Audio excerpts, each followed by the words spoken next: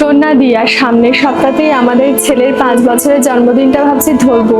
এই প্রথমবারই সেলিব্রেট করছি, তাই ভাবলাম একটু অনুষ্ঠান করি। তুই আর তোর বর আসিস কিন্তু। বাহ, এটা খুব ভালো কথা। তা কোন হোটেল বুক করলি? না না, সেরকম কিছু করিনি, বাড়িতেই অনুষ্ঠানটা করছি। এ মা, বাড়িতে করছিস? তোর বরের কি এতটুকু সামর্থ্য নেই নাকি যে একটা হোটেল বুক করে অনুষ্ঠান করবে?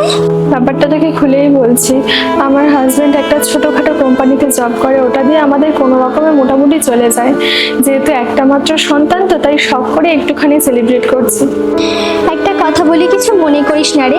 অ্যাকচুয়ালি ব্যাপারটা কি বলতো, তোর কপালটা সত্যিই খুব খারাপ। তা না হলে এরকম একটা ভিখিরি ছেলের পাল্লায় পড়িস।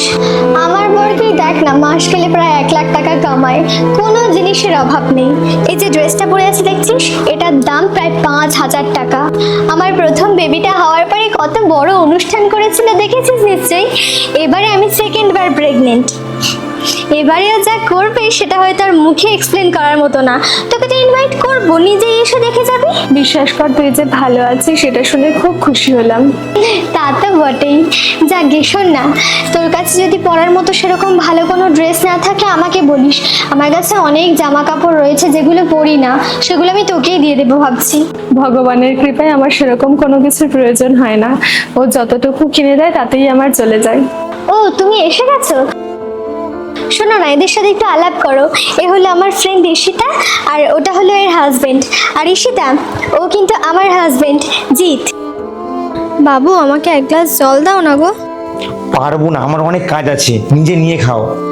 সবার সামনে এইভাবে কথা বলছো কেন? আমার কষ্ট হচ্ছে বলেই তো তোমাকে বললাম। এত ন্যাকামো করো কেন? দরকার হলে টাকা দিয়ে দেবো, কাজের লোক রেখে নাও, আর আমাকে অর্ডার করতে এসো না। বাড়ির লোক থাক আর বাইরের লোক থাক, ও সবসময় আমার সাথে এইভাবেই কথা বলে। কোনোদিনও স্ত্রীর সেই সম্মানটাই দেয়নি। নামে অনেক টাকা ইনকাম করে। তোর হাজবেন্ডও নিশ্চয়ই এরকম ব্যবহার করে, কারণ প্রত্যেকটা ছেলেই তো একই রকম না। আসলে ভগবান আমার কপালে অনেক টাকা পয়সা, দামি দামি জিনিসপত্র লেখেনি ঠিক কথা, তবে একজন সুন্দর মনের মানুষ দিয়েছেন, যে আমাকে অনেক সম্মান করে, আমার ইচ্ছের গুরুত্ব দেয়, কেয়ার করে, কি খাবো কি করব না করব এভরিথিং নোটিস করে।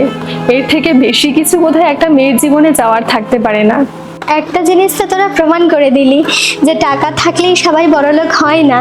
সত্যিই তুই খুব লাকি রে, যে তোর কাছে এরকম একজন ভালোবাসার মানুষ রয়েছে। এখন আমি আসছি, বুঝলি তো, ছেলেটা বাড়িতে একা আছে, তুই সাবধানে থাকিস আর নিজের খেয়াল রাখিস, বুঝলি? চল।